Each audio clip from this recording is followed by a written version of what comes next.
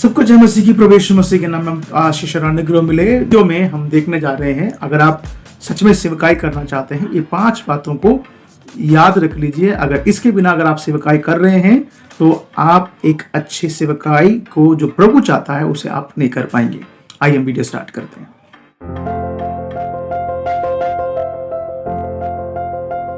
मेरे प्रिय प्रभु के लोगों, सेवकाई करने का पहला जो आपको जानने वाला विषय है वो है आपकी बुलाहट। इफिसियों की पत्री अध्याय 4 के अंदर हम 11 से लेकर 13 वचन में हम देखते हैं कि एक कलीसिया के लिए या परमेश्वर के दिए गए 5 ऐसे बुलाहट हैं जिसको आपको पहचानना है। उनमें से कौन सी बुलाहट आपको है। अगर आप एक से ज्यादा बुलाहट को अपनी जिंदगी में महसूस करते हैं तो उसमें से प्रथम कौन सा है उसको जानने की आवश्यकता है। नंबर 2, पहला कुरिन्थियों में जैसे हम देखते हैं वरदानों के विषय में, उन वरदानों को आपके अंदर जानने की आवश्यकता है। आपको किस प्रकार की वरदान है और वो वरदान किस क्षेत्र में अधिकांश काम करता है उसको जानने की जरूरत है। नंबर 3, आपका दर्शन होना बहुत जरूरी है। आप जिस सेवकाई को आप करना चाहते हैं प्रभु की ओर से, उसके प्रति एक सही गाइडेंस या आपका एक गोल जो प्रभु जो आपको देगा उसको सही तरीके से समझ लेना बहुत ही आवश्यकता है। नंबर 4, आप जो सेवकाई आप करने जा रहे हैं, जो दर्शन प्रभु आपको दिया है उसका जोनल जानना जरूरी है। जोनल मतलब उसके किस जो ब्रांच में आप काम कर रहे हैं।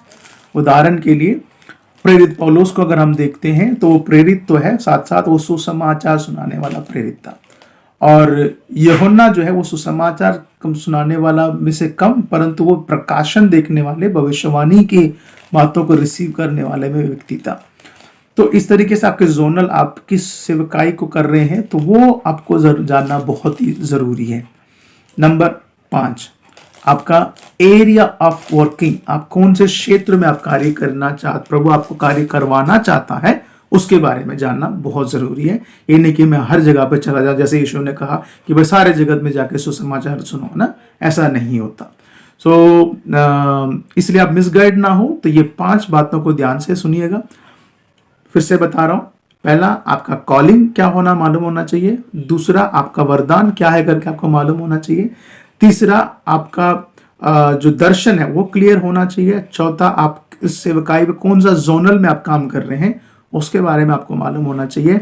और 5वां आपका एरिया, कौन सा जगह पर प्रभु आपको सेवकाई को दिया है उसको मालूम होना जरूरी है। उदाहरण के लिए फॉर एग्जांपल, कई लोग जिस गांव से आते हैं उसी गांव में कलीसिया चालू करने की सोचते हैं। जैसे कि अगर मान लीजिए उदाहरण के लिए, अगर मैं दक्षिण भारत से हूं तो मेरा जन्म पैदा सब कुछ वहां हुआ है, पर प्रभु का योजना था कि मैं उत्तर राज्य में आके मैं काम करूं, राइट। तो इस तरीके का जो सेवकाई है, परमेश्वर का एक स्थान होता है जिसको प्रभु आपको देगा। तो इसीलिए इन 5 चीजों को आपको जानने की बहुत ही आवश्यकता है। तो प्रभु आपको आशीष करे। सबको जय मसीह की।